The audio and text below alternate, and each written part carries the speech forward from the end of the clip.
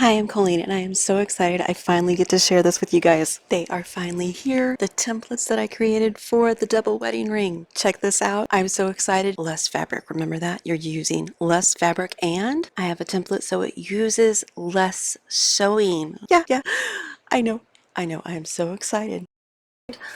No, I'm not trying to sell you on anything. I am going to provide a free paper template. Why I would say if you can, and if this is something you're interested in, get it from the guy on Etsy, the plastic templates, is because when I use paper templates and even the mats, the cutting mats from Dollar Tree that I like, I shave them. When I cut, I shave little pieces off of them, and you go from a template like this to slowly. The templates. Okay, I wanted to make a double wedding ring. And 2 years ago, I got the book from Eleanor Burns, Egg Money Quilts, which is great. I also got her templates, which are great. I didn't understand a word of it 2 years ago when I got them. I was like, you know what? I'm going to do it. I saw a lady do a legacy quilt. She called it a legacy quilt. It was very time consuming. I think she was doing the hand stitching on a channel I follow, and I was like, I can do it with my machine. I can do this. But the problem I had was the waist. And I was talking with my girlfriends, and I was like, you don't need that much fabric. It's not necessary to waste that much fabric. And then I was like, but that's okay. That's okay. I'm going to use what I got. I want to use charm packs, so I'm going to get my charm packs out. When I did, I realized that using the template I had was only going to allow me one, maybe two wedges out of a charm pack, and wouldn't work with my jelly roll that I wanted to use. And of course, my brilliant friends were saying, make a template. And I was like, oh, yeah, I can make a template. I've been putting it off, but yeah, I'll make a template. So I made a template, and I cut off part of it so it would work with the 2.5-inch strip and the 5-inch squares. And then I wanted it to be sturdy, so I got with the guy on Etsy. This is the standard single wedge. I was thinking, do I really want to cut all of those single wedges?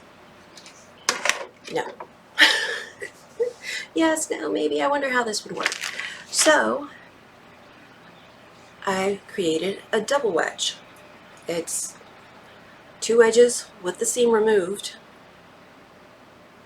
and you only need 3. Now this is the applique method. I should have said that in the first place. This is the applique method. So I have the turned applique. I have one of the pelons on the back. Turned it out. Okay, here is the double wedge is what I'm calling it. A double wedge for the double wedding ring. Less work, less fabric. Even if I didn't do the double wedge, this still makes it less fabric. And this is the single wedge that I worked up, and it will work. This is half of 5-inch squares and jelly rolls because I had both and I used both. This, because it's plastic, it has a side that's actually, both sides are really grippy, so it's not going to slip when you're cutting. So you can get 2, you can get 4 out of a charm pack. Cut that way, then turn it upside down, and you cut that way with a little bit of waste. And that, I hadn't finished this one. I was so excited about the double one, I hadn't finished it. That one makes this arc, and my arc template at this time isn't to me yet. I should get it like Monday or Tuesday of next week for my arc template, which is a little bit different. And then this is the double. I have not seen this anywhere. This is a double, and it also fits on half a charm square, 5-inch square, or a 2.5-inch strip. And if you're using 2.5-inch strips, you just go from one cut to the next, this way, then this way. That way your angle right there, you're just cutting the next one. Wait, I was very excited about that because I like this. I think this is pretty. I think it is scrappy. I think it's going to take less time, and it'll make a 12-inch block. This is a certain distance. I don't know what it is right now. But these quarter squares, it's a whole lot like the other one I was doing, except for it's using less fabric. The corner squares, a 5-inch square crisscrossed, and all you do is line them up in the center of that triangle, the corner triangle. That's not a square. I haven't decided which ones I'm using for that, and I don't have my background fabric yet. I hadn't figured out what I wanted until now, and now I've got to wait till I can afford it. So when I get that, you'll see one or two done. I created the smaller wedge to work with pre-cuts, and the double wedge to work with pre-cuts. And there is a arc. I do have a arc made that is different than the original templates I had, but in fact these will work with that too.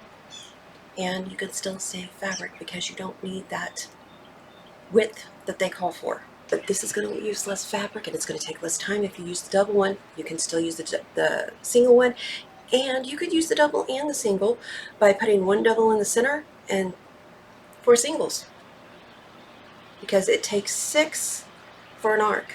This interfacing is traced with the template, so this will work. When you put the template on, you'll see, you line up your centers. This is a six wedges, and the template will have a mark in the middle, and I'll show you the easiest and fastest way to mark if you're drawing your interfacing.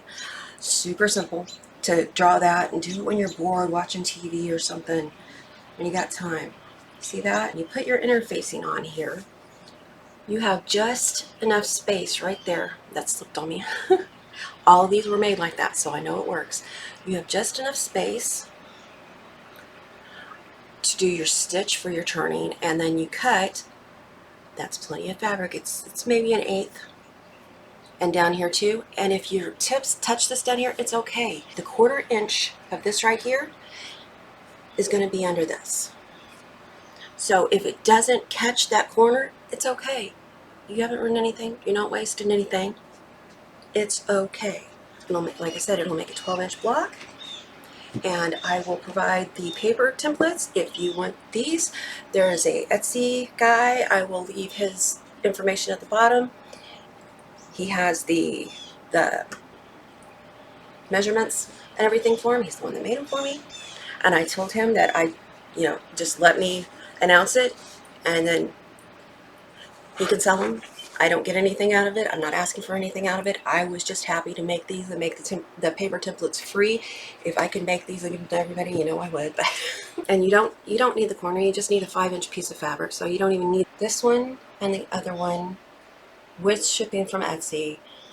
Probably about the same as the templates that I got before, the acrylic templates, but you are using less fabric. And I can use charm packs, which I already have my 5-inch squares, but that's what I have cut right now.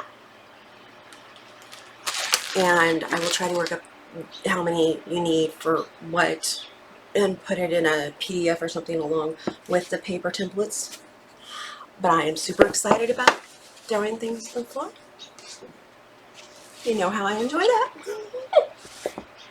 And like I said, paper templates will be free. These are 3D printed. I actually got some acrylic so I could cut it to try that too, but I've not had the time to try the acrylic, to cut the acrylics. Ooh. But you know, quilting is an expensive hobby. Sewing is an expensive hobby. Why waste when you don't have to? And I want to make things with the charm packs. You can get charm packs on sale and scrappy right there. They all go together if you want to. And that's why I got charm packs. I didn't have fabric because I just started a couple of years ago. I didn't have a fabric stash, so I was getting charm packs. And I got 2 every time I bought. Now this could be done with, I think it's 4 charm packs. I will have all the numbers worked out. It's on a piece of paper. I just wanted to say, it's here. I got it. This is the one I was excited about because this was all me. Well, Melissa helped. Don't get that wrong. My friend Melissa over at Practically Creative, she's like, that's still a lot of piecing. And I was like, it is. But you know what I was thinking? Could we make it less and still look scrappy? So it's non-traditional, but it will be a double wedding ring. Take care. I hope you enjoyed this. I hope you like it. I hope you get some and want to do it along with me. I will start it. I've already got my pieces cut, and I may start doing it when I've got time, putting them like this, but definitely start it in January. If you want to do it with me, feel free. I'd love the company. And you know what? Mark one off your bucket list. I don't know anybody that a double wedding ring isn't on their bucket list. Love you. Check out the Etsy guy, Snazzy Monkey. I will have a link. And don't forget your free paper templates.